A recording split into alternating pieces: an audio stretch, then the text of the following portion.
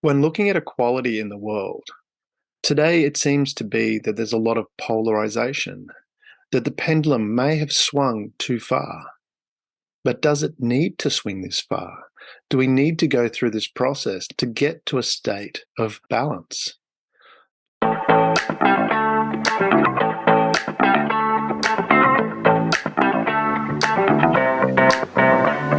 Welcome to Share.care, an all-inclusive community sharing experience, strength, and hope to create strong, healthy, and inspiring relationships. Share.care communities work toward every individual feeling safe, valued, and heard, free from the threat of danger, pain, or harm. Each episode, founder Damian Andrews explores the principles underpinning Share.care and invites expert special guests to share their knowledge so you can easily reap the benefits so many others experience. You hold the choice to create your future. Let it be with strong, healthy, and inspiring relationships. Welcome to eSHAIR. Here we discuss, promote, and share the benefits to all from living in an egalitarian society, including men. Inaccurate propaganda leads some men to believe they miss out with equality. The reality, suppressing women is detrimental to men. Creating a world where everyone can contribute equally makes everyone better off. Today, it's my honor and pleasure to chat with Dr. Alessandra Wall, founder of Noteworthy, creating powerful women leaders in STEM and finance. Alessandra, great to see you. Happy New Year. Happy New Year. It's good to be back. It is. It is. Did you get away? Did you have some fun? I'm sure you had lots of fun, but I did not get away. I got away. So in America, we celebrate Thanksgiving at the end Mhm. of the month of November. I actually went back home, which is France, Yeah. and Oh, spent nice. 19 days. People are very surprised by this. It's very un-American of me to have spent 19 days, but I worked a little bit during those 19 days, got to see family and brand new little cousins. But for Christmas, which we celebrated in my household, I did nothing. I took the week between Christmas and New Year's off, and for any parent out there listening, that's the week to take off, not the week before Christmas. The week before Christmas, you spend your time off preparing for this major holiday, Yes. and then you get back into work and you're exhausted. If you take the week between the 2 holidays off, then you actually get to rest and do nothing. It's glorious.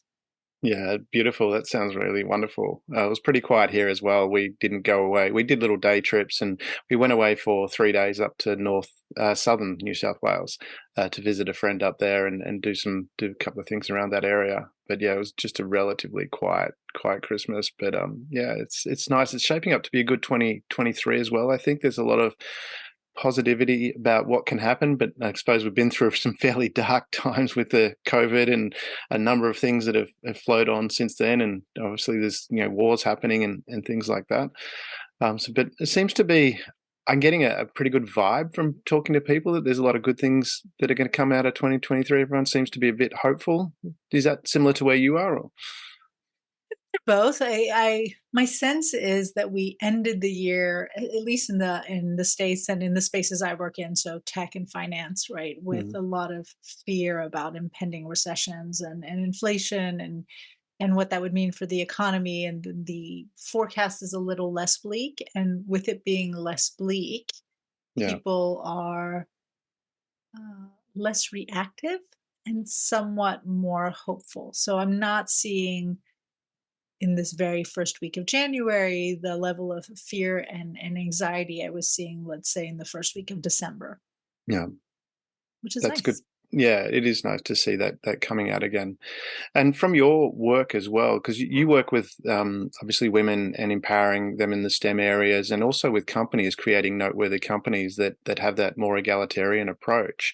How do you see 2023 shaping up in that area? Is there areas of that you'd like to see develop more, or how do you think that's going to move forward in 2023?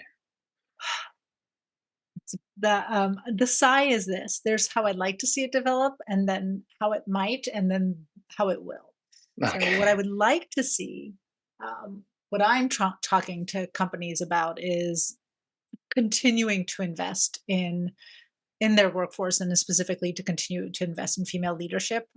Yeah. There's enough research showing that women do a really good job managing crises, and they work really hard. So, in my sense, what I hope is to see companies double down Yeah. on investing not just money. I'm not just talking about investing in people like me. I really mean like investing time and energy internally Yeah. in supporting and elevating these women.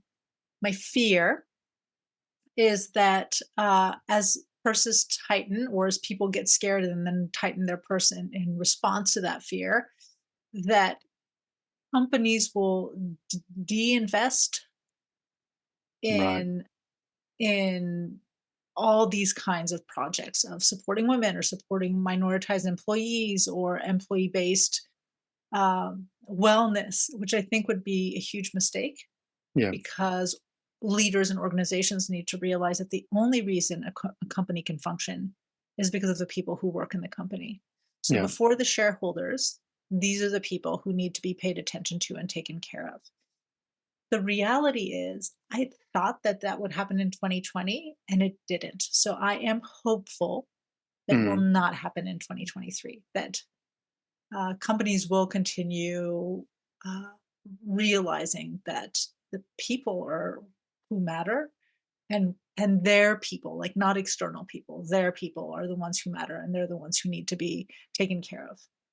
I'm Is hopeful.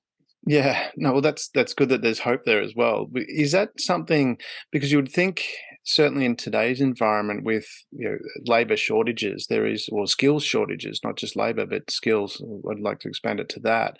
That because through COVID, people disappeared out of and they're going, where did they go? There's still the Mhm. same number of people on the planet. Was talking with some other friends about being an employer of choice. Do you think that would, is that something that we can tap into to create, because as you say, the people that need to be, it's the company. Without people, you don't have companies at the end of the day. And as much as you can have all the automation you want, but unless until the computers take over, Terminator style or whatever, you're going to need people in some level. Certainly, the more technology you have, the more education you're going to need with, or the more educated or higher educated employees you're going to need. Um, from your experience, with the companies you've worked with, adding and creating a more egalitarian workforce, how has that benefited the companies? Well, I mean, there's a whole conversation about diversity there, but Mm, if we take it out of the theoretical realm, yeah, what it's doing is creating more stability. When you have a workforce that's all similar, when yeah, everybody's the same, everybody thinks the same way, um, it's if there's a problem within that workforce, the mm, problem spreads. It's like, do you garden at all? It's like monocrop yeah, agriculture, right? Like yeah, if something goes wrong, everything goes wrong yeah, everywhere.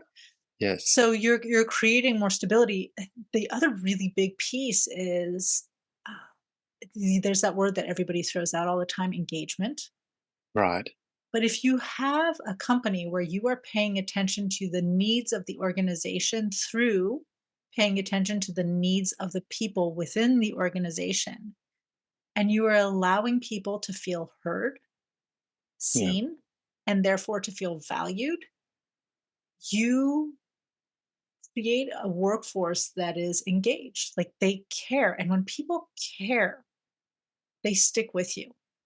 yeah, And when people care, even if you have to furlough part of your workforce, or you can't give a bonus, or something happens, right? That resources, company resources are limited, or times are hard, or leaders make mistakes. mm, When we care, we're very, very forgiving. yeah, So by investing in the people, and in this case, as I'm working, investing in women, and having a company walk the talk instead of just having beautiful PR, but no action behind that PR, mm. you produce more invested humans who will stick with the organization through thick and thin, and be much more understanding when things don't go well. Yeah, I want. That's an interesting point that you tapped into or mentioned there. With you have a lot of PR, but no action behind the PR. And I've always found that fascinating because a lot of times I've seen, companies will spend a lot of money on an external consultant to come in and do this report, and you get this flash report. They spend a lot of money on it, and it goes on the shelf. Yep. It's so, and I just wonder, I mean, one of the processes that I implement in companies is we have a what I call a continuous improvement meeting, which is very basic, and it's not even a marketing name. We all know what continuous improvement is, but it's a simple thing where we get together once a week for half an hour. It starts on time, finishes on time. Doesn't matter if people aren't there. It always starts on time, and it always finishes on time. And the people bring their problems. What are the key problems? And we rank them. So first meeting is all about bringing your top two problems. We rank them, and then we say, can we solve all these in one go? And everyone goes, oh no, that's not possible. So what if we focus on the top two problems? You've all brought two, but what if we just focus on these two? Everyone puts their effort into doing these top two problems, and they say, well, that's a good idea. And so we all go around the room and come up with an action that everybody has to do to take away by the next meeting. And it's amazing how much gets done. And there's not a lot of PR in that. There's not a lot of flashy things in that. But it's amazing how much a company's environment improves with that simple process. And it's also amazing how that flows onto people running meetings on time too, because there's one meeting that it actually does start and finish on time. But is it, what do you think drives that need to have the PR as opposed to, because, I think most things are pretty simple in life. We just tend to overcomplicate it. What do you think drives that? Honestly, I genuinely believe that a lot of people don't believe in the initiatives that their companies are putting forth. And Right. and when I say people, I mean leaders. So they know Yeah. that there is a push for something.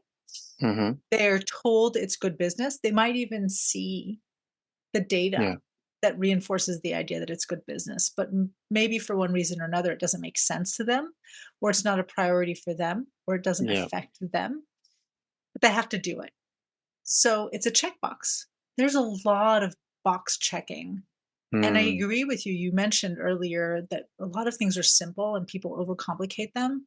Really believe that that's true. A lot of things are simple and people overcomplicate them. When um, when I speak with leaders about engagement, I've had a couple of conversations, especially towards the end of December. I spoke at did a keynote on articulating value, Mm. and had some of the leaders in the room come to me after and say, "Does this work with teams, or is it just an individual thing?" I'm like, "It works with teams, absolutely."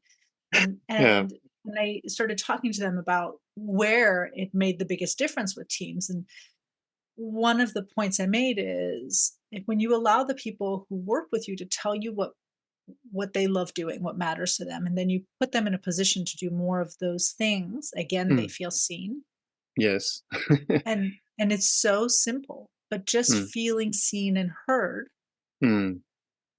truly seen and heard, will make people fall in love with you. I mean, think about, you and I have both been with our spouses for a while, but Yeah. when you first fall in love with somebody, what do they do? When you first crush on somebody, they look at you, they make eye contact, real eye contact. Yeah. When you talk, they lean forward Yeah.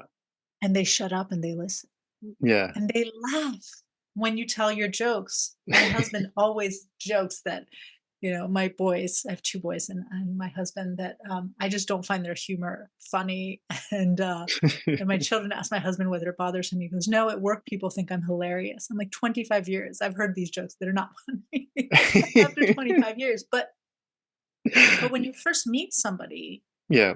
they pay that much attention to you. It's intoxicating. Yes. Actually, it produces a very powerful neurochemical response. Yeah. That doesn't just tie itself to sexual attraction or romantic love. No. That's human connection. Yeah. Yeah. So, how do I tie this back to this question about PR based initiatives?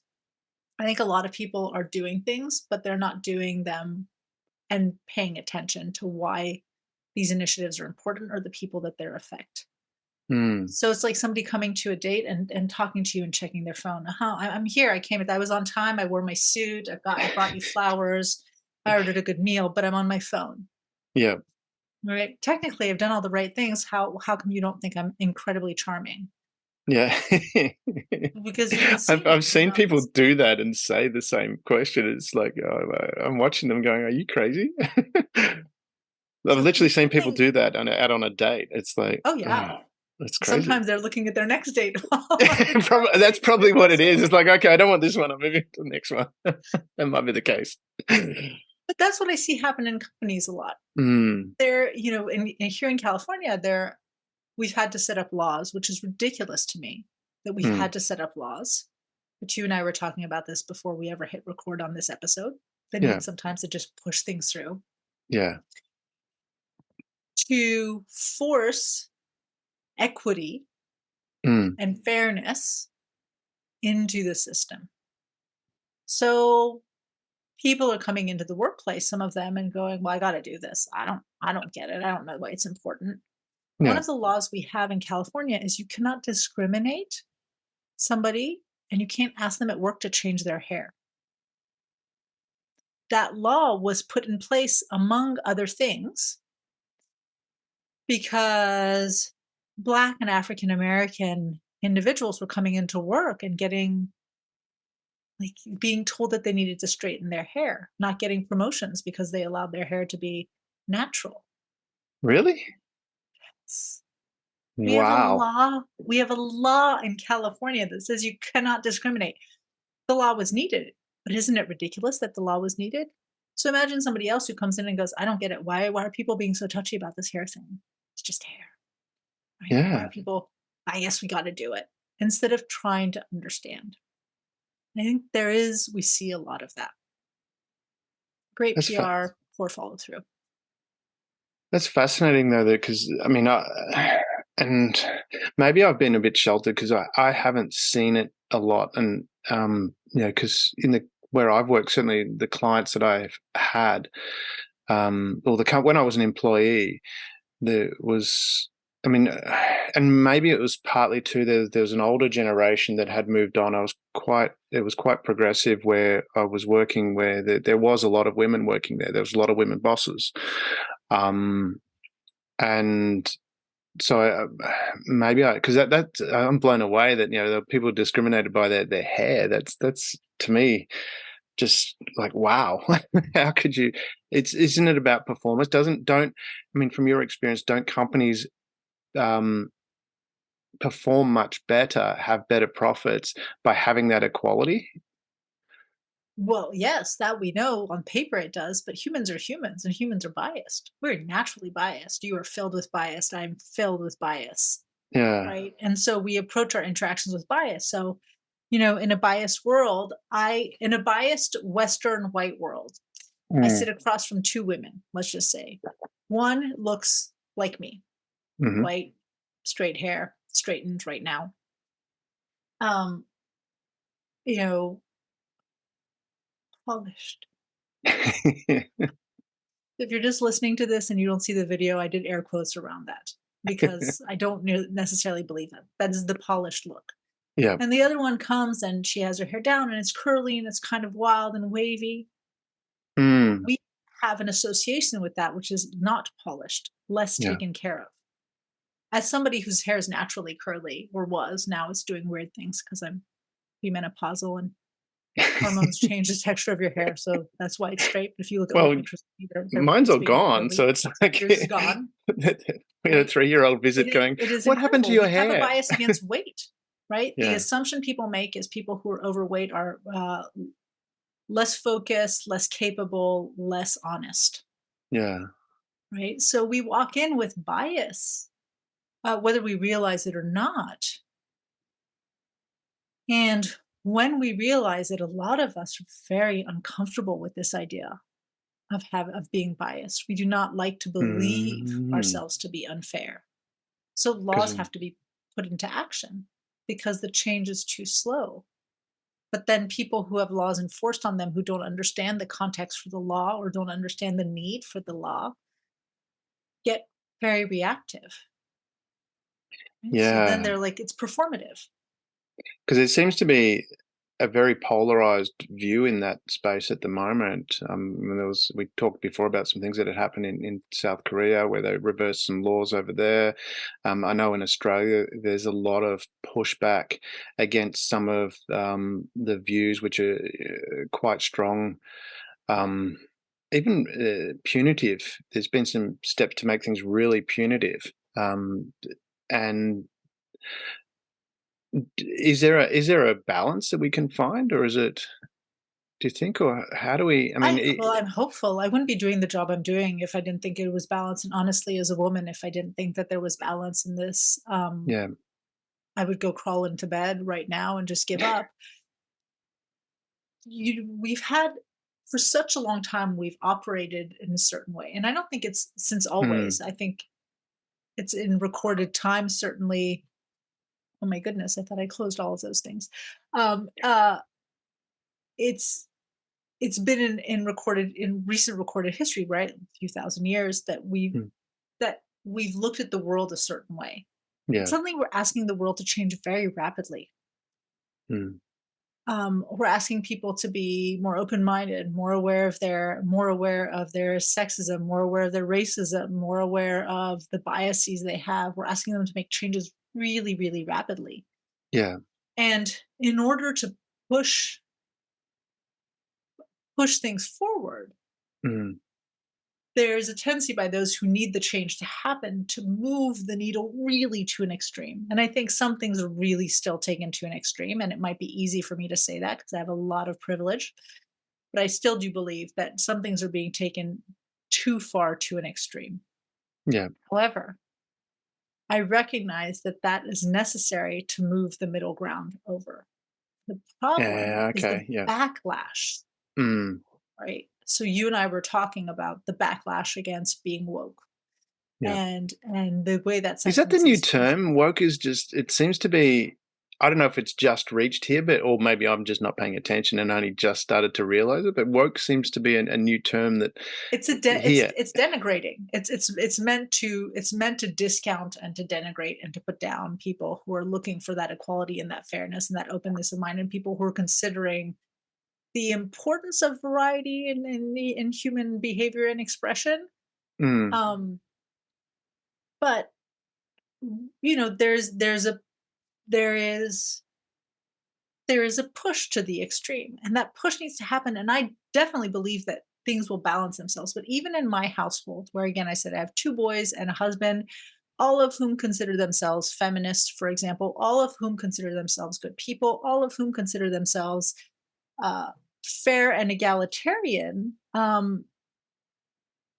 You'll see it sometimes where my children will come back from school and they'll go, "You should have heard what this person said. What this person wants to be uh, thought of not as bisexual or trans, but as a furry something something." And they'll take it. They're like even them at 13 and 11. They're like, "This is too much. I can't." yeah. Right. And I think that shift where we're being asked to consider and be considerate of all differences and all changes as though everything were equally important is necessary for change to occur. I Mm, also think that it contributes to polarizing, but things will come back to a middle ground yeah. where we can be kinder, tolerant, open human beings Mm, without having to police everybody quite as much about the way they speak or the way they show up or the things that they do. right. It's because yeah. I mean, I'm thinking as you were talking about that, as I was thinking of it in employment interviews that I had, and it's looking for. There was an employee role that I was hiring someone for, and there was only men that had applied for this particular role, but there was one.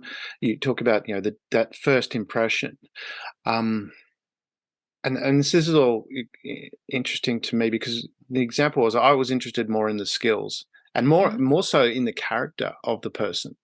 That's how I I assess employees is, do they have the right character fit for what I'm looking for? And that's all that I look for. I had this one guy that had a lot of experience. He was, he was white. He had that presentation, and he kind of said all the right things, but he said it to me. He said it all too perfectly. Is what I was thinking. And then I had this other guy. He I can't remember exactly. I think it was from Yemen, somewhere in that area. He was somewhere. He was a dark skinned. It wasn't quite black, but he's very dark skinned, short guy. Um, Kind of had a little bit of a funny walk, but so I'm asking him about his history. So he escaped his village where it was Africa, somewhere in Africa. His village was raided. He ran away, worked his way into China, um, went down to Hong Kong, got educated there, met a lady, and they got married. They had some children. Then they moved to Australia, and just this story. And I'm not doing it anywhere near the justice of the hardship he went through, and then came here, and we were talking about this drive that he had to want to move, and that's what got me. And it was like, and so I employed him, and he was just amazing. Just this really, but his character was right, and that's what I was. So, but if I had have gone on that first impression of, here's a really polished person, and someone that's dark skin and got a funny walk, it would have not turned out that way. And I'm pretty sure this other guy wasn't as good. He was just too polished.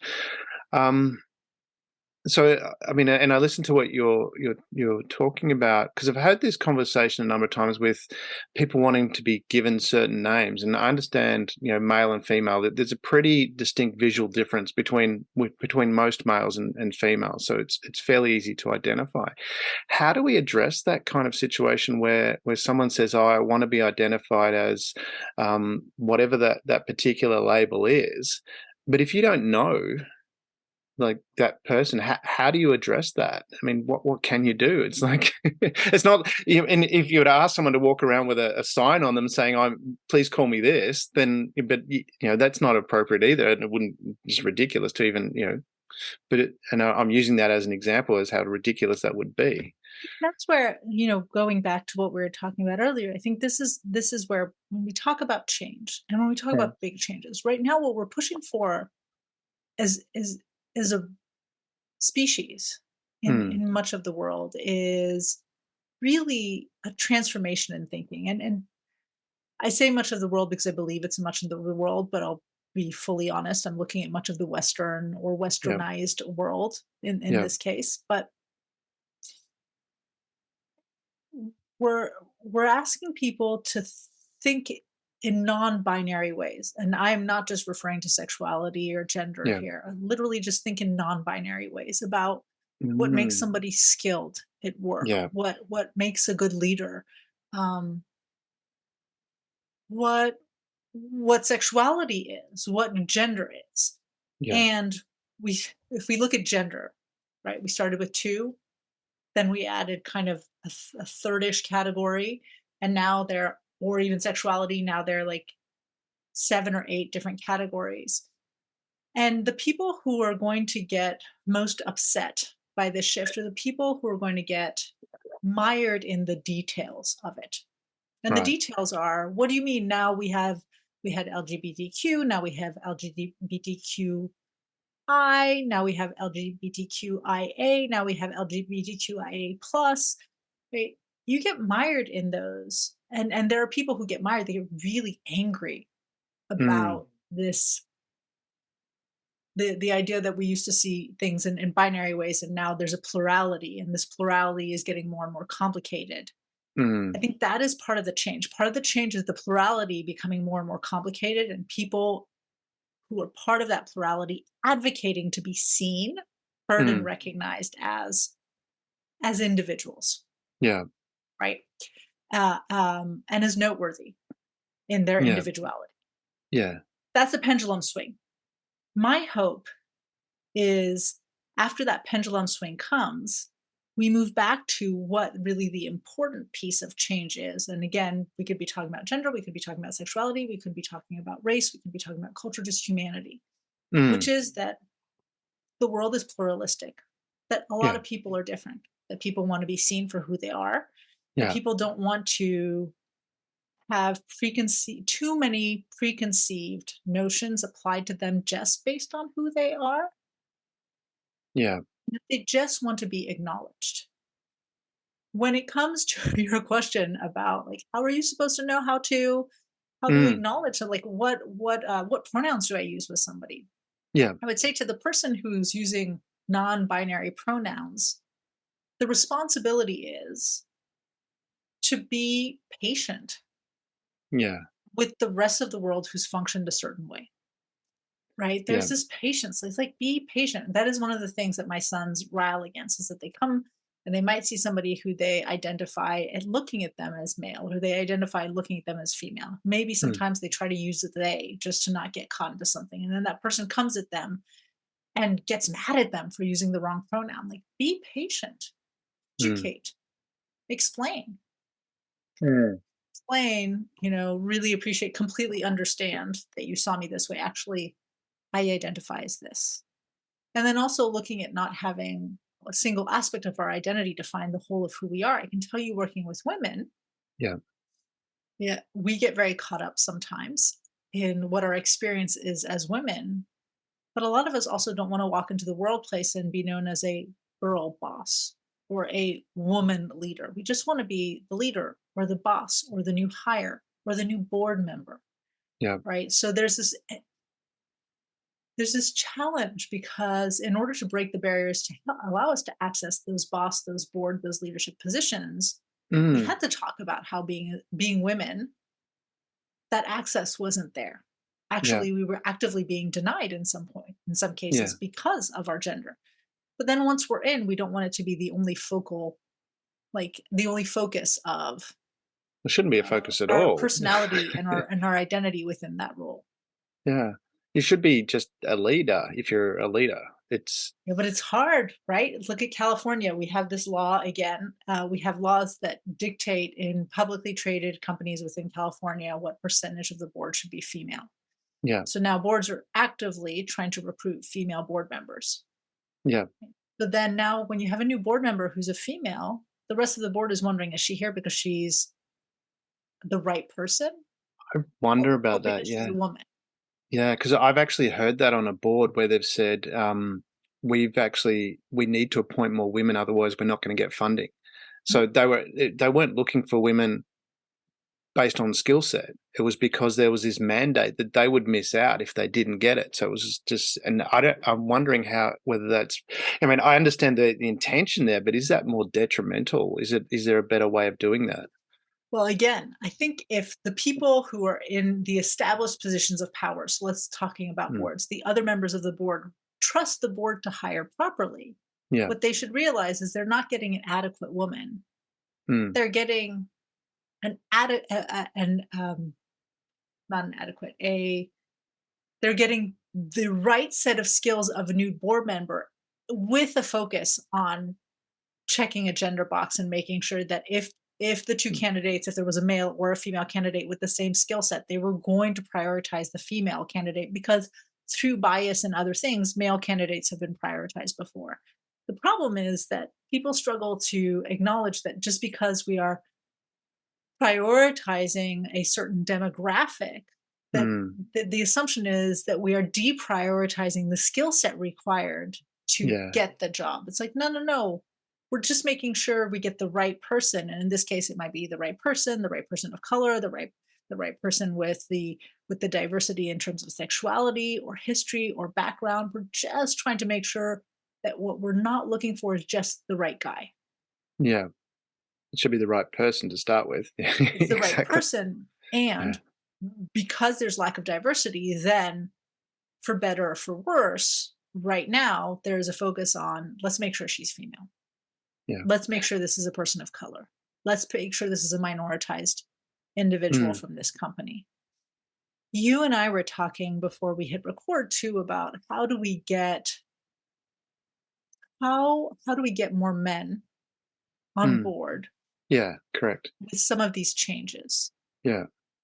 Um, and how do we get men to potentially, for those who do, stop believing that if we're doing something good for another demographic, that it's bad for them.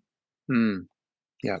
And here's the thing, in the short run, it might be bad for them, right? If Is you're it a though? male trying Is to it? get on a board and you're in a space where right now what boards are prioritizing in terms of new board members are women, Mm. in the short run, this is really going to work against you. But that doesn't mean that the women who are being hired are less competent than you Mm. for the job. And in the long run, what we know is actually this company that you cared enough to want to be on the board on will be far more stable. Its earnings will go up. Yeah. It will generate more revenue. The board might grow more. If you Yeah. join that board down the road, it might be a much more stable and lucrative board to be on if it's a paid board membership. Yeah. Right? But in the So short run, there are only so many roles. There are only so many opportunities. So if we start opening these opportunities to more than this small segment of the population who has had priority access to these opportunities, mm. well, what it means for this priority segment is they get less of the pie. I mean, it's true. So when I look at men who initially get anxious or get defensive, I'm like, I understand. And right, there's this and. It's like there's a difference between not getting first dibs on that cake and never getting cake ever again. Like you've had first dibs for a really long time. It's okay. You'll get some cake. You just aren't getting first dibs on the cake. Or you could just raise your game.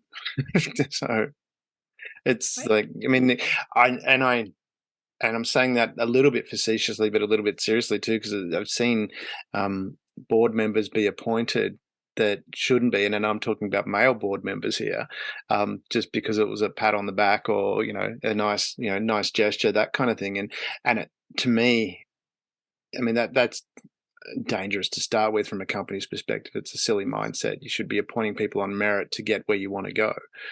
Um, I'm not on the board with, sorry for the pun there, with the whole, it's a club where we appoint friends and that kind of thing. You should be appointing people for a skill set to achieve an objective. And yeah,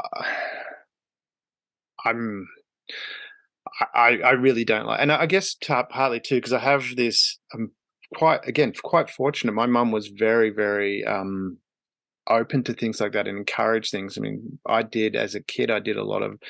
My dad was telling me a story just recently over Christmas when he came and visited. He reminded me of the story of when I was really little in nappies. He was out working on the car and he heard this knocking on the other side of the car, ting ting ting ting, and it was me. I had the hammer and I was hitting the hubcap. He goes, and apparently said I'm helping, but I was actually putting dents in the hubcap. And he took that off me, and then he went around the car, and he come looking for me, and I'd gone, and he's like, he was looking everywhere for me. Where was I? And I'd actually apparently wandered up the street, and there was a man coming down the street, and he was carrying me, and he said to my dad, "Do you know who this little girl is?" And it was, and he goes, my dad says, "No, that's my son," and I'm relating that to because my mum and when I was a little bit older, she dressed me up in girls' clothes because I had a sister as well, and we dressed up the same. And my granddad on my mum's side was furious at that. He was like, "How can you do that? He's a boy." And my mum was, and I'm like, I can tell that story quite comfortably because it's like, so what? It's just Mhm. clothes. um, and when we're getting to this, so that's where I'm kind of coming at from that perspective. It's again, it should be on merit alone, and so how do we teach people to go? Let's focus on the merit. How and because in that instance, if you've got, as you say, was a small minority of white privileged males that had access to that, but now we're expanding that. And we mentioned before the show, I love Mary Barra as the CEO of GM. She's a powerhouse. She's awesome. She's an inspiration. I get inspired by her.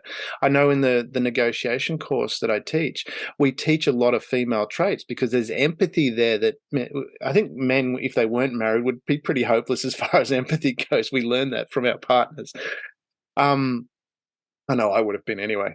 And without that female influence that I got from my mum and then from relationships. So it's like we need to, if you, it's better for the whole, even I think in the short term, it's like, well, hey, lift your game. It's like, don't sit back and go, I should get it because I'm white male and that's who should be on the board. I need to get it on merit. If I'm getting knocked back, it's because I need to lift my game. I hear you. And again,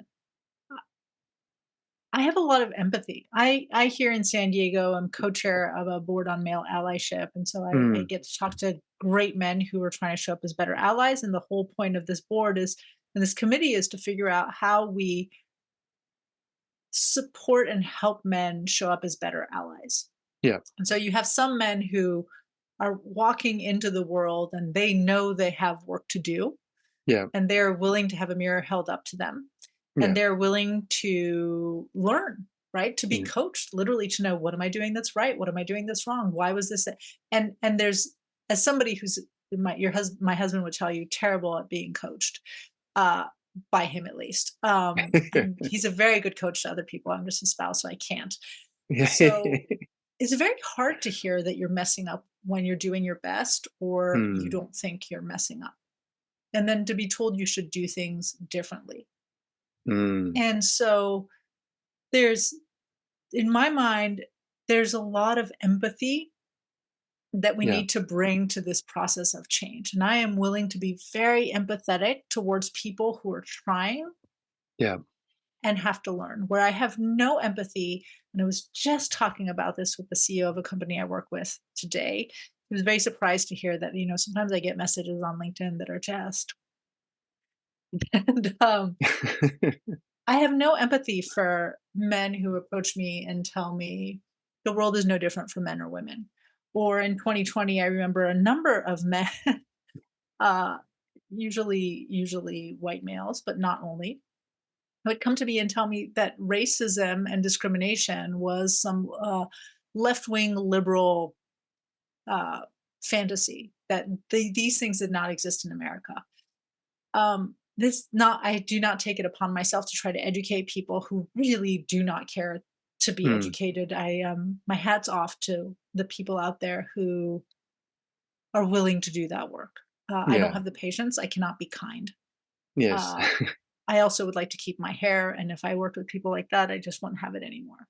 yeah, So, um, but what I do see sometimes is that lack of empathy. There are people who, for one reason or another, have been shoved to the corner or discriminated against, or who've borne the brunt of of this system, the inequity in the system, and they're tired, and they might or might not have the patience. And mm, I'm not judging them for it. I'm just saying they might or might not have the patience to show empathy. As somebody who's fortunate enough to have only borne like a small percentage of that brunt of inequity, like, I can show up and have the patience to show some empathy to people. But yeah, empathy is not the same thing as giving people permission not to change. So I can walk towards somebody, some guy yeah, who's feeling really insecure, and why is it that we have to hire a woman, and blah blah blah blah blah. It's not just based on merit, because she has to be a woman. So why aren't we getting the best person? And maybe that's a guy, but even if it's a guy, we're not going to get him because we need women on boards. mm, And sit down and go, yeah, I get that's really difficult. Let's talk about it. What do you think it felt like on the other end of that, right? Having those conversations, that yeah, empathy is necessary. Without empathy mm, and acknowledgement, right? That, yeah, you're right. In order to get back to the middle, we were here, yeah, we swung the pendulum past the middle to the other side. It's mm, not fair. It doesn't feel fair, yeah, but we're doing it so eventually we come to a middle ground where this equity is built into, this fairness is built into our everyday practices. We've eliminated bias because we've stretched the system in both directions and let it collapse back into the middle. yeah, So to have the patience to look at somebody and go, and when they say, well, if this person succeeds, it means I have less of a chance, and just tell them, no, that's not true. It's like, actually, it might be true. yeah, In the long run, however, in the long run, it's better for society. And the example I gave you before we started recording, the problem with that is it's a little bit like telling a 25-year-old 2-pack a day smoker, mm, listen, I know you love your cigarettes. They're your break. They help you pay attention. They help you calm Mm. down. They're part of your routines in the day, but they're going to kill you 50 years from now. You should stop smoking today. Yeah. And really, you'll thank me. They're not going to thank you for the first year or two. I used to be a smoker, 2 packs a day. The first, especially if have a highly addictive personality, Yeah. they're not going to thank you for the first several years they've quit smoking, because every Yeah. time they walk by a smoker, every time they have a little bit of stress, every time they're in a situation where they used to smoke, they're going to be in a state of distress. Yeah. And they don't really care about what they'll be like when they're 75. Emphysema at 75, what does that mean when you're 25? Yeah. Right? That's a good point. Yeah, I can relate to that too. Like from a smoking perspective, it's been probably 2 years since I had it. I mean, smoked occasionally. Stress situations was when I did it, and it took a long time for that not to have that whenever someone else was having a smoke or something like that. Um, how do we do that? I mean, from that perspective, because I've got an older friend. He's got a number of him and his wife have a number of children together, and they've also got a huge amount of grandchildren. So there's 7 children in there from their family, and then those are older, and I think there's 14 or 16 grandchildren. And he's a nice guy. He's a really nice guy. He's really very wanting to do the right thing, but there's some behaviors that slip in, some statements that he'll make inadvertently, and Mhm. they'll chime in and go, "Hey, you can't say that," and he doesn't realize that he's saying that.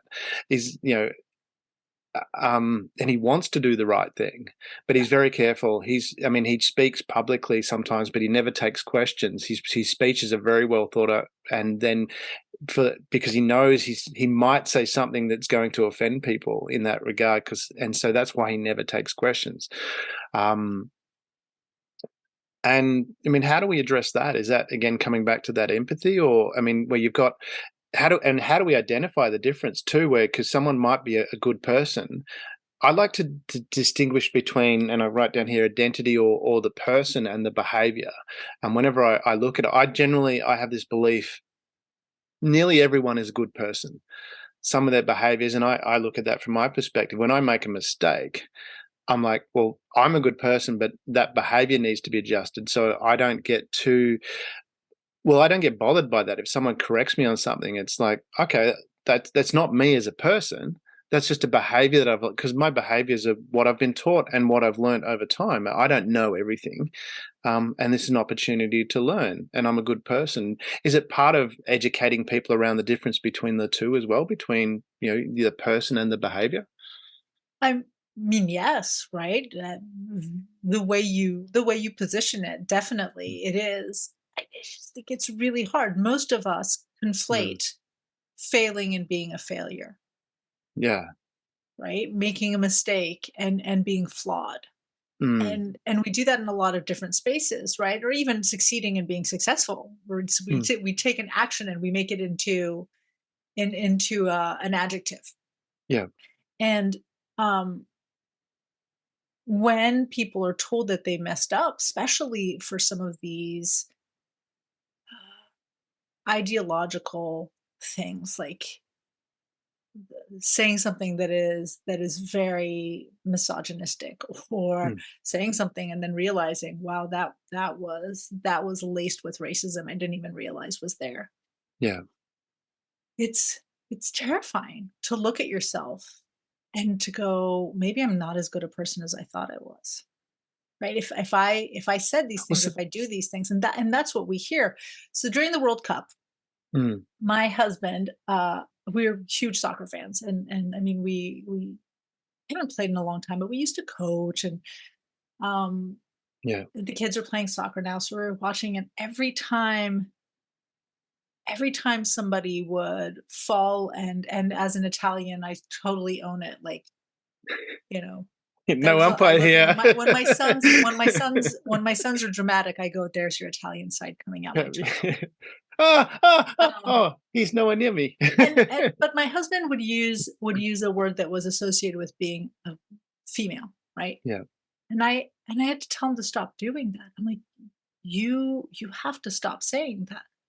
And he Yeah. goes, "I don't mean it. It's just that." And I'm like, you have to stop saying that. You are equating being dramatic and hysterical with being a woman when, hysteria comes from it's woman, right? It's Yeah. about oh, I cannot think in English. Uh the word hysteria is to the womb, directly to the womb, right? The word hysteria is in and of itself is a Oh, word okay. that I've never technically looked should up the only be origin used of with that. women. Yeah. Wow. Oh yes, Freud was great in that way. It was all about being a woman. And he's like, well, it doesn't matter. And I kept on thinking, but it does, because our sons are hearing that, and to you it's innocuous. But I'm telling you, as a woman, it's annoying. Like once it's fine, 15, 20 times it's fine. My husband's a good guy. Yeah. He sees himself very much as a feminist and a supporter of women. But the fact is, when a man behaves in an overly emotional, dramatic way, the association is feminine. If I push him too much on that, I get the reaction I get from other men in other spaces, which is, gosh, you're being so sensitive. This Mm. is what turns men off of feminism, right? So to be able to look at that and go, how would I address that at home? And at home, I have to have a very patient conversation. I Mm. hear you, and I just want to point out you think of yourself in this way, but there's still elements of this. Like you got to ask yourself where else that shows up. If I Yeah. just say, "Gosh, you're being,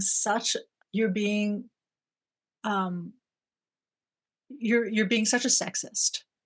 Yeah. Look at you, you're such a sexist. You think you're," I'm going to get nowhere with him. I'm never going to get him to stop saying that, or I will, but with resentment. And if I breathe that resentment, what I do is I polarize. Every time I engender more resentment, I make it less likely for him to genuinely want to show up in that way. Yeah. So that is the problem that most of us are facing, even in the workplace. We want people to change the way they hire. We want people to change the way they promote. We want people to be fair in how they allocate raises and resources. Yeah. We want to see more diversity because it's good. Like we know this. I'll go back to agriculture again. A diverse crop is far stronger and better for the 100%. farmer than monocrop, Yeah. right? Farming Yes. is the same thing Yeah. in business and in the world. We want that diversity because it makes us stronger as a whole. But we have been very, I'm trying to stay with the mono piece, but we've lacked diversity, and in trying to bring it and in trying to get people to see how that's really embedded in the way they think and the way we do things, we're making people uncomfortable. We're confronting them with a side of themselves they never recognized.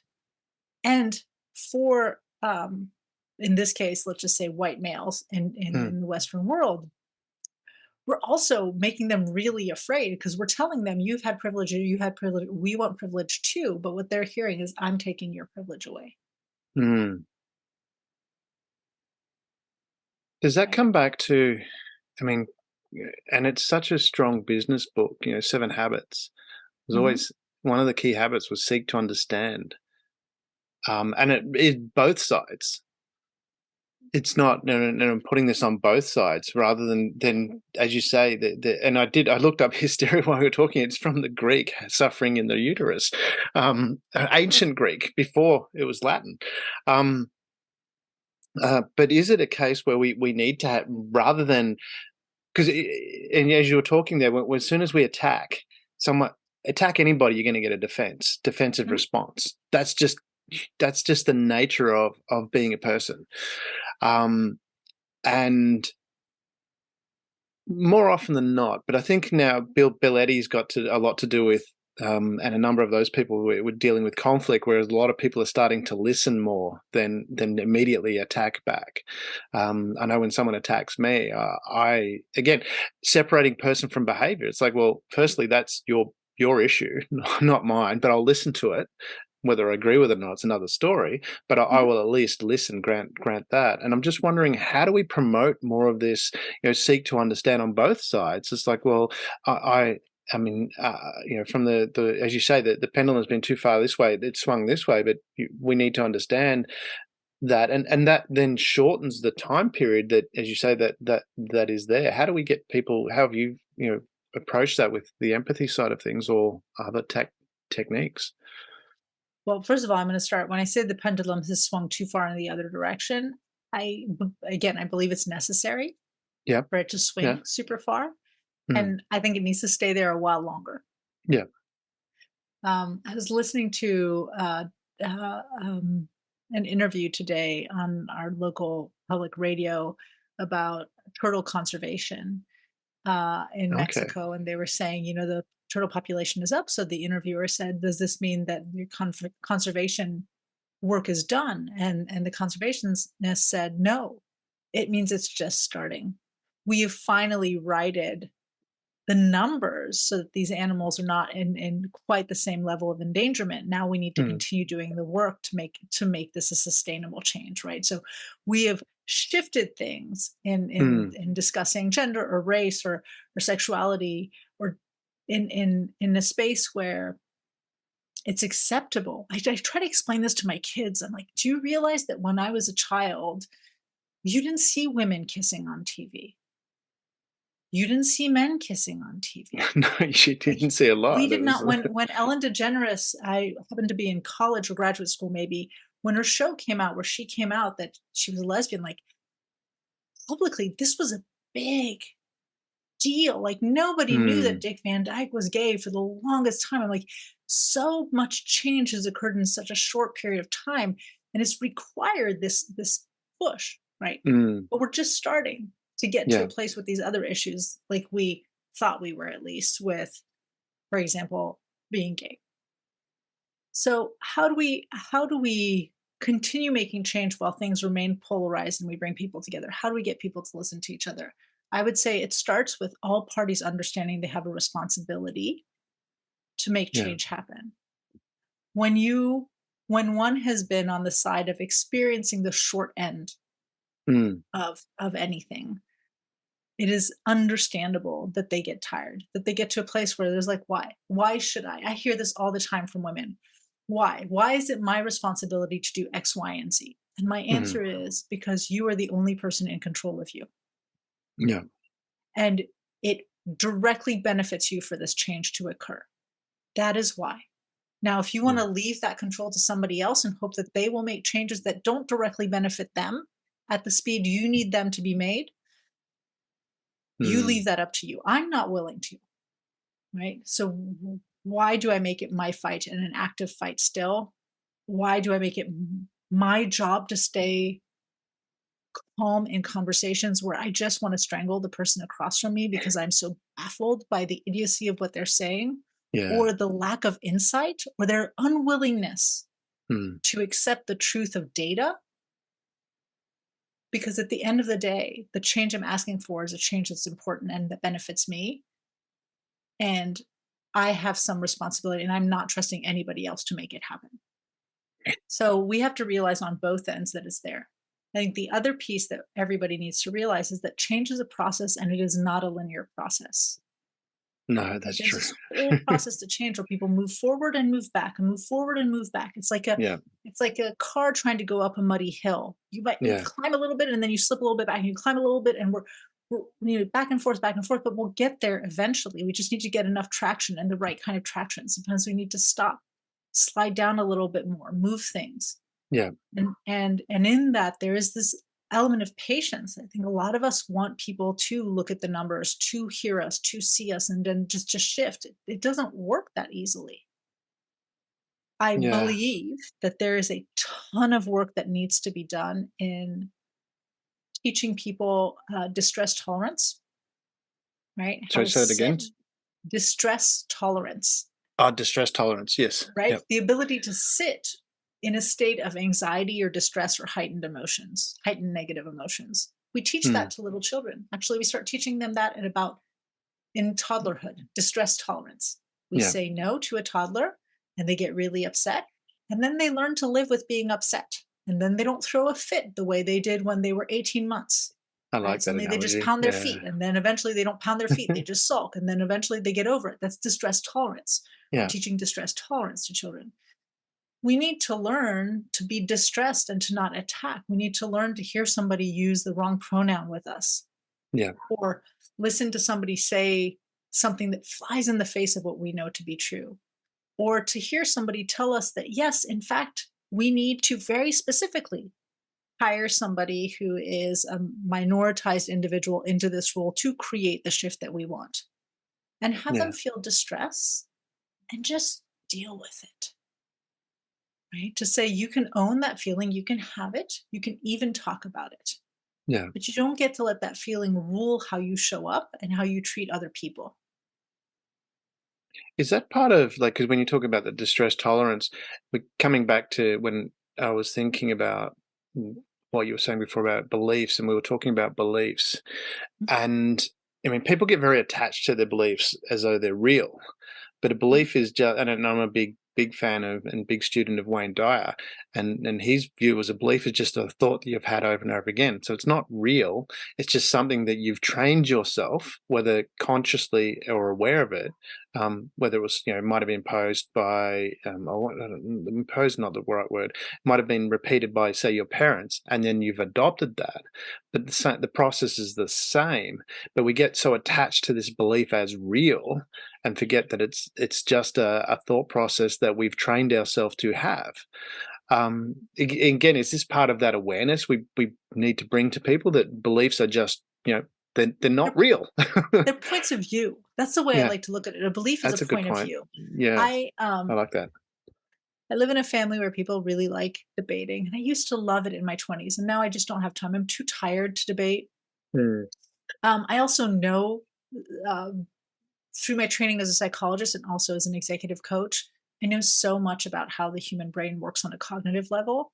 I mm, also realize that there is very little point in debating most of the things people debate when the purpose of the debate is to change somebody else's perspective. I mean, I'm with you. I hate. I'm going to use the word hate debating because it really, from my experience, is two people showing up with a preformed opinion that have no intention of listening to the other person. Yep. Is my experience of debates, and And we have that, right? Like I have yeah, that too. Sometimes I enter and I just want you. I'm not even saying something because I want to listen to you. I just want you to hear me and believe me and tell me I'm right. And yeah, so I've learned, and it frustrates people in my household a lot. Oftentimes I'm like, yeah, I just I don't care about this enough to fight about it. And actually, if I really care about something, I probably don't care. I probably don't care to fight about it, because yeah, all I know is I'm going to get really worked up and yeah, you're not going to change your mind. It's certainly not through this type of conversation yeah, that you're going to change your mind. So the problem with beliefs is that they're very strongly held perspectives, and the way the human brain works is we have confirmation bias. So yes, we see what we believe. We manipulate the data and our Mm, experience in the world to correct. fit our belief system. Yes, So we're screwed, because if I think that Y is true and you think that X is true, and we're mm, looking at the same data set, I am going to see Y in that data set, and you're going to find a way to see X in that data set. And we are going to be more and more entrenched into our belief system. We see that in politics, we see that in religion, we mm, see that in these debates about all kinds of things, gender being one of them. yeah, So it requires a really evolved person to change their perspective. And again, I think that more change is possible when we try to cross that divide and start by mm, empathizing, by allowing, going back full circle to how do you create engagement in a company, like allowing somebody to feel heard and mm. seen, even if you disagree with them. Hearing and seeing somebody doesn't mean you need to agree with them, but you have to acknowledge that they also have a point of view, and that point of view is very real to them, And they may be right.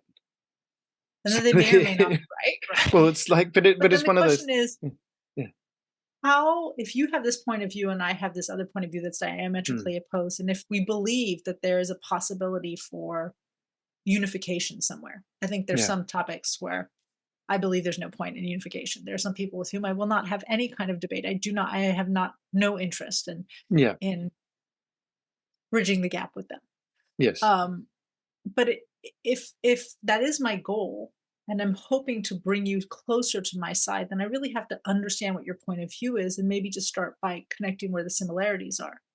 Mm, definitely. So in And if you general, and I tell don't, a guy like, I get what's going on. Like I understand that fear. That's something that a lot of women have faced over time. Like the sense that yeah, they walk into a room and it doesn't matter and it sucks. And I'm sorry you have to experience that. But in some ways now you get what I'm talking about. Let's figure out like I had a gentleman talk to me sometime last year about how he thought he wasn't getting hired because he was a white male, and he was telling me, how all the people getting hired were women of color. And I looked at him and I put my hand on his arm and I said, just call him Bill. I said, Bill, I really wish things had changed as much that what you're saying is true, but let me just tell you here and now, that is not the case. Like women are mm, not getting hired over men. We can look at the numbers if you want, but let's talk about maybe why you're not getting hired. What can we figure out around that?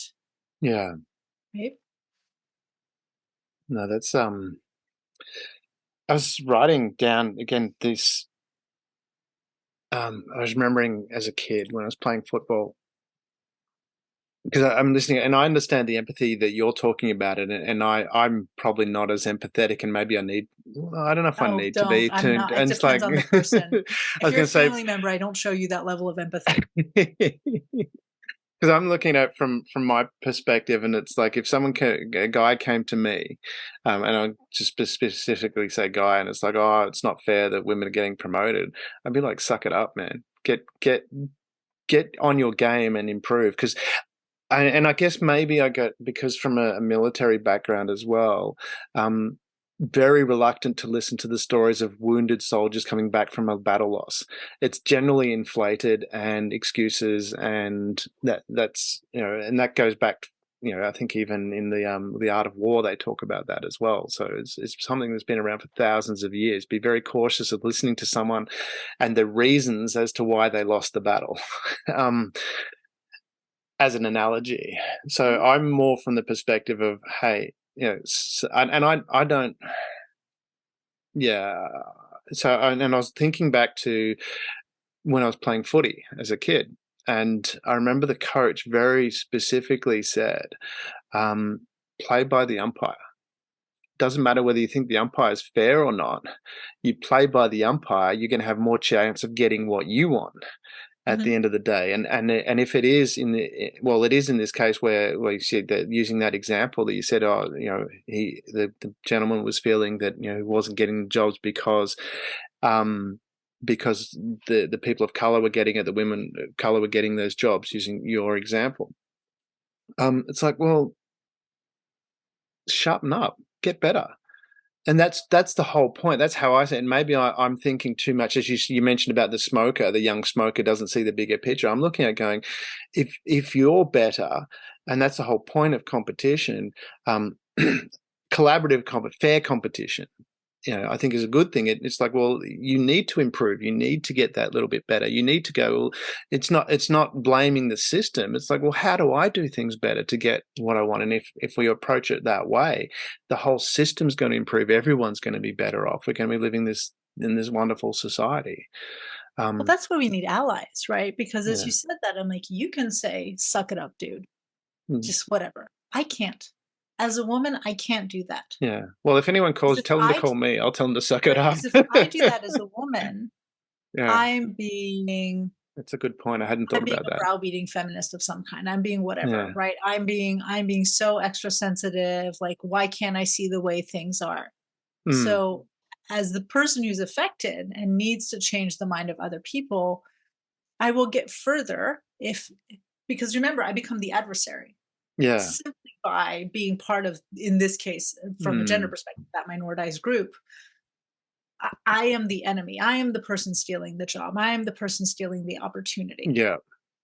So if I come and you tell me, well, you're taking my jobs, and I'm like, dude, suck it up. That's up to you. Work harder, be better. Yeah. I inflate the conflict. Yes. Yeah, yeah. But the ally who looks like, sounds like, shares the experience with this person who is Mm, who's being who's distressed by the shift. they can come in and speak as equals. I Yeah. have to be, and it's not just because I'm a woman. I think it's literally from being the position of the person who's pushing the change and who's making it. I have to be Mm. gentler. I remember one gentleman I spoke to, uh, I had to laugh. I can't remember. This must have been 2020. I was having lots of conversations with people online in 2020. And he asked me if it didn't bother me in this space. I did a lot more work with DEI, so diversity, equity, inclusion work. And he was asking me, didn't it bother me to be in that space? It wasn't because all the jobs and roles were going to, in America, women of color. And I It's like looked at him all the trying to pit me jobs. against somebody else, and I said, "No." I said, "First of all, there's plenty of work for lots of people." I'm like, "Secondly, they have an experience that I don't have that probably allows them to do a more precise Mm. and impactful job in spaces where I don't. So, if they're the better person for the job, I'm fine with that. I've got other things where I know I can bring a unique value." So, yeah, no, I'm not threatened by Uh, it. But he was threatened on my behalf of being a white woman. I'm like, I don't see it. I live in a world of abundance. I live in a yeah. world where there is what I learned being a psychologist. My first practice was in a place where you threw a rock, you hit three other psychologists, and people were like, "Why are you putting yourself in that neighborhood?" It was a really nice building. I liked it. It was pleasant going to work. And I thought, if I'm good at what I do and I build Yeah. visibility, which I wouldn't have put the words to it then that I had now have from my work in executive coaching. But if I grow Mm. visibility and people know I exist and that I'm good at what I do, there's enough work to go around. It really is. Yeah. And that was true. We were profitable in that space from the start. I never wanted for patience. I was never in the black in that business, even though I was in a saturated space in a saturated market. Mm. Um, there's just so much to go around. And that's the other thing that I think we need to reassure people. It's like, just because you've got an influx of talent that is being considered, they're not even coming into the market, they've been in the market, they're being considered equally, Yeah. does not mean that nothing will be there. It might be harder. You now have to actually prove that you can do your job. You're going to have to, you said it, Damien, already, right? Like, you're going to have to show up a little bit more strongly. But if you're as good as you think you are, it's okay. You'll get hired too. Well, that's the thing, is it? I mean, that you mentioned about this scarcity mentality, and I wonder, because I believe society, well, it has from the industrial resolution, revolution, not resolution, the industrial. Sorry, no, I can't speak.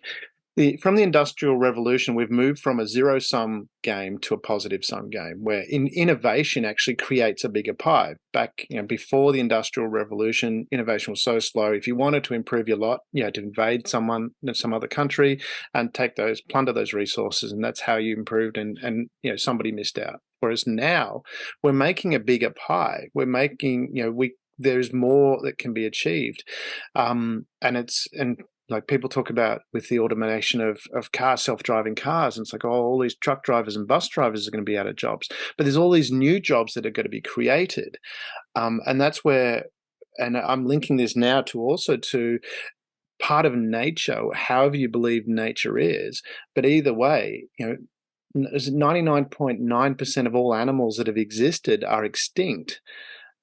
They either evolved or they died, and that's where I can relate to with certain people. You just don't want to have that conversation with, and it's like, well, um, there's, you don't have to. Eventually, they're going to be extinct, because unless you're providing benefit and making things, and improving, then eventually you'll become extinct, and that's a natural thing. So I'm like with you in that regard. I don't want to, not even worth having the conversation with you. You'll be dead soon, and we'll move on. Um, and we mentioned about a particular group that I was with beforehand, before we hit record, that that's going to happen.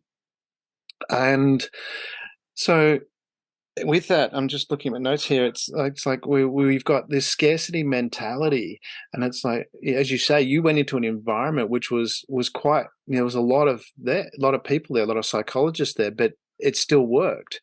how do we get people to overcome? Is it a fear thing? I Yeah. really have that. I mean, it was who was it said nothing to fear but fear itself. I can't remember, mental blank at the moment. JFK. Yeah, maybe. Anyway, but yeah, and it is really that if we put the fear aside, because when you've got fear, blinkers are on. You don't Mhm. see. I mean, you'll be able to tell. I'm not a psychologist, but you'll be able to tell me how that works. If we've got this fear, all of a sudden we're very limited in what we see as an opportunity, particularly also too when we, as you say, your beliefs, linking that to your reticular activating system, which limits what we see anyway, and add fear to that, you've got a very limited view of the world. Is it a case of just, hey, using that empathetic approach? Is that what you see as how that opens up? Yes, and for anybody listening, we've had a very heady, heavy conversation, right? So if you're listening to this and you're like, oh, and you talked about a lot of things, you went over a lot of stuff. It was very complicated. What's the answer? I would say one, it starts with you. If you want to Mm, see a change in the world, whether you're part of the system that's looking for the change or you're part of the system upon whom the change is being forced, but if you're looking for a change in the world, you need to actively participate in that change. Two, there's so many ways to actively participate in that change. The easiest way is to show up definitely. in the world the way you want the world to be. But the Mm, second one would be to do something like I'm doing or what you're doing, Damien, which is then to go out and to actually take the time to talk with and educate and learn more about the people who need to change and how to help them make the change. Two or three, the problem with change, the reason it's so difficult for humans to change is change assumes uncertainty. mm, Anytime you change, you are entering a space of uncertainty. And uncertainty is scary. We don't have control. If I don't know what the next chapter looks like, I can't control bad things from happening to me. So all change is scary. yeah. Sometimes that fear is registered as excitement, like going on a new vacation. And sometimes it's registered as fear, right? Walking down a dark alley and I don't know what's coming next and I hear weird sounds. What could it be? Right. And so we have to, one has to be cognizant that all Mm, change, any change is stressful to human beings and it's scary. And until we address the fears that people have with the next chapter, this unknown chapter, you're yeah. not going to really convince most people to walk rapidly into that next phase. And one of the ways to address the fears is to build those bridges to let them know that A, we're in it together, to help them understand what different looks like, what we think, because there's no certainty, right? Uncertainty, what we think this will lead to, that we have a Mm, plan if things blow up in our face. Uh, yeah. that even if we don't have a plan, we're competent enough, we'll figure it out. It's a big one. Um, a lot of us have to, in order to do this well, every single one of us needs to make an active practice of Mm, slowing down every single day and checking in with ourselves. yeah. Because fear is so internally rooted, we don't realize that we're scared.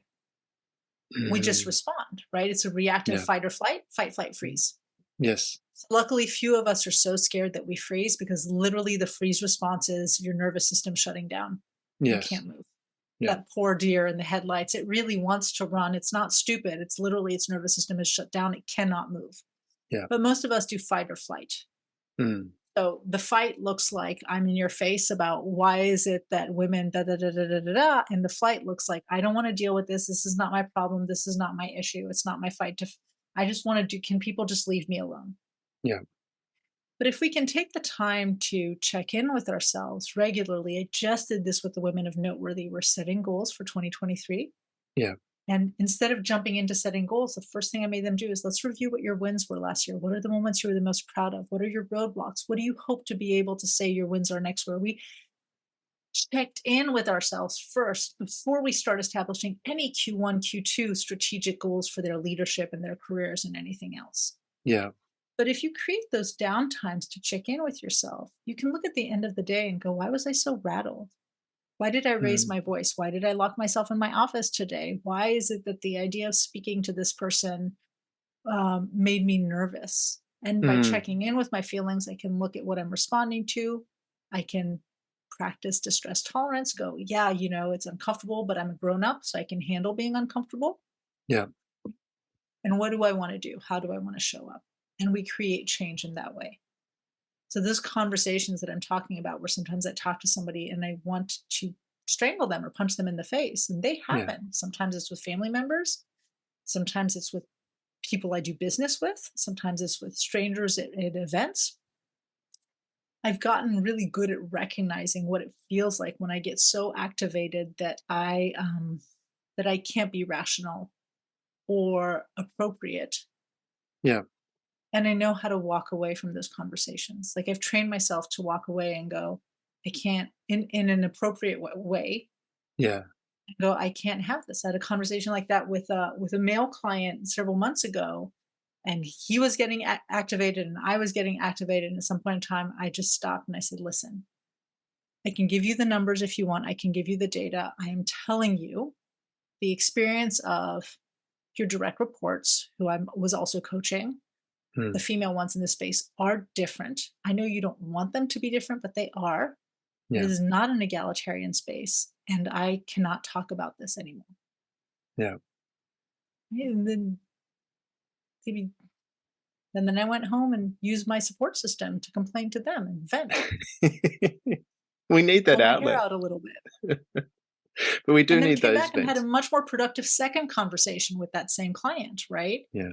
Where we were calmer and I said, here's the data I was showing you, and here's what I want you to understand. And if you can't believe anything or everything of what I said, this is the most important thing I want you to take away, whether you believe it or not. This is how Yeah. you need to show up in your leadership. Is that something that's an interesting point that you raised there? Because sometimes we feel that we have to make this happen right now, and we don't realize. One of my friends, he works with distressed youth, well, young adults and adults to do, and working in the very violent space where these children are, gone through some of them are the victims, others are the perpetrators, and he works in that space, and he has 5 Ds that he promotes. The first one is distance. And what you're talking about there is, sometimes we feel that we've got to get our point across right now, and we've got to speak. And is that again that fear that we've got to make this point now? And exactly what you just talked about. You went, hey, this is not working. Put some distance between you. Come back, and then you had a more productive space. Is that something we could all benefit from? And how do we Yeah. do that? How does someone train themselves to do that? Yeah.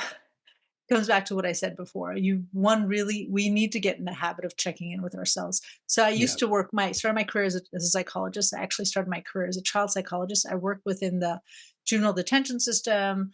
I did Mm. anger management with violent youth. I've done anger management with children with ADHD, so with impulse control disorders. And Yeah. we always used to use this experience. This will date me. And imagine I have a box of chalk,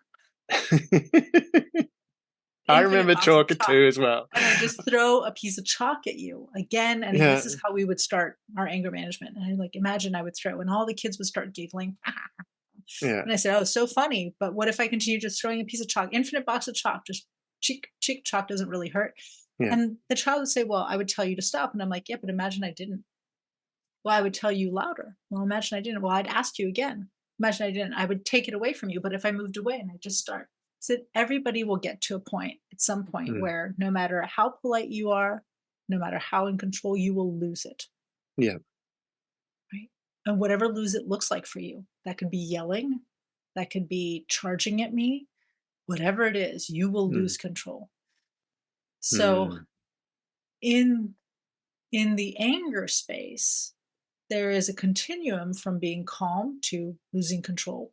Yeah. And once you get past a certain point, nothing, that's what your friend is referring to, nothing works other than separating yourself from the source, from the trigger of your anger. Yeah. We all are responsible for understanding what it feels like when we get to that point, not what the topics are, what it feels like internally. Anger Mm. is such a visceral emotion. Yeah. So the way your stomach feels, or your head feels, or your heart feels, Yeah. what that tension, what the prickling in the back, right? How your adrenaline gets processed in your body when you were at that place where you're like, I can't think rationally anymore. Mm. And the only thing that works is stepping away, Yeah. trying to deep freeze, trying to reason. Nothing. Aha, nothing works. Step Mm. away. Only then can your nervous system calm back down. And then you can start thinking rationally. And so, how do we get to that place? Human beings need to spend a lot more time being introspective. You don't need to go see a therapist for this. You just need to figure out what your pet peeves are. Why do they get you mad? Start thinking about them and then watch your body. What happens in your stomach? What happens in your mouth? What's the pace of your speech when you start talking about things that rile you up? Yeah. At what point do you watch yourself arguing with somebody and you in your head are going, I'm being completely unreasonable, but I'm not going to stop. Yeah. Right? I've been there. But I'm like, Yeah. I'm so in the wrong, but I cannot let go. Yeah, I think we all have. I certainly have. I mean, the way I changed, because I rarely get rattled. Part of it was because I adopted a belief that, um, if I allow myself to get rattled, it means the other person can manipulate me to even getting angry. And so it was like, well, I don't want to be that person. And it was interesting too. We're talking about, you mentioned about resolutions for the year. I hadn't planned on setting any resolutions. I hadn't really thought about it, to be honest. I've got goals I want to achieve, but then I don't. Their goals are not. I treat Yeah, I them don't like differently. resolutions. We set intentions, which are different. It's an ethos, it's a mindset. But yes. Yeah. Yeah, so but what I hadn't really planned because I already had goals that they just rolled over from last year, so it wasn't anything new, and I hadn't planned on any New Year's resolutions. And I was talking with someone, and then I realized that what I noticed last year, because we're talking about this thing where we need to speak, we need to say, we feel like we need to say something, and I realized I actually learned more and still got what I wanted. Actually, got what I wanted quicker when I shut up and listened. So that became my New Year's resolution to focus more on listening, to really listening, not just hearing, but listening. What are they really saying?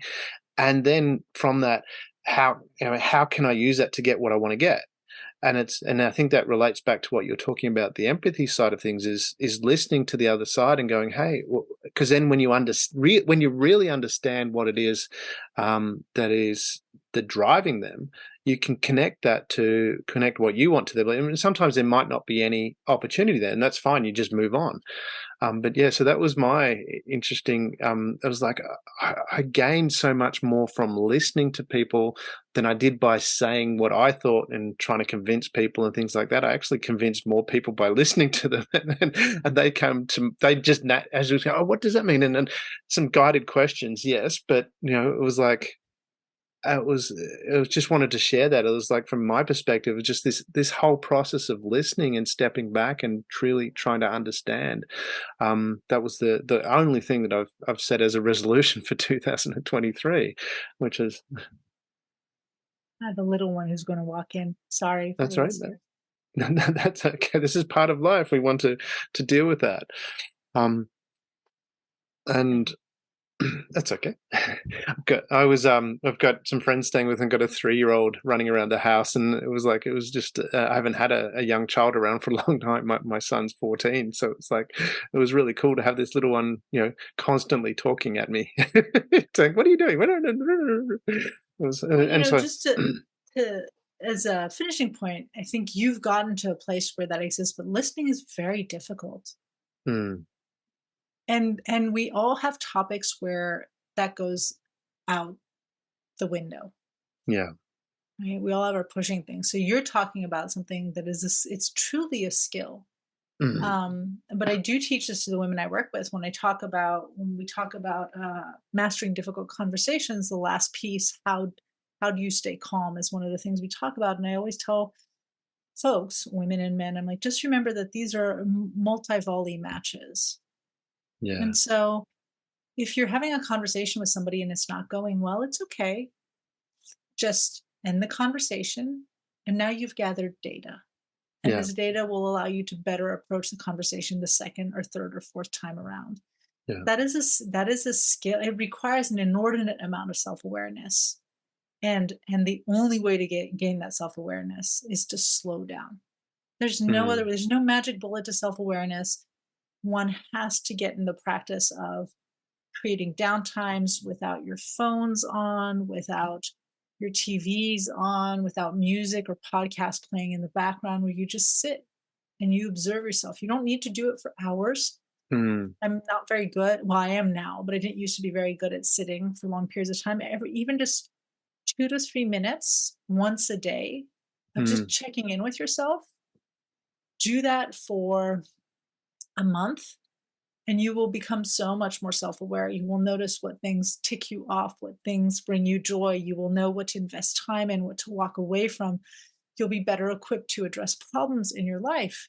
And so, if some of the problems in your life are these bigger issues of gender, racial equity, social equity, you will be in a better position to approach those issues and to work with people who are in the process of change, or who think they want to change but are struggling with change, or even if you're up for that battle, the people who have no interest in changing and yet who you still need to make the change.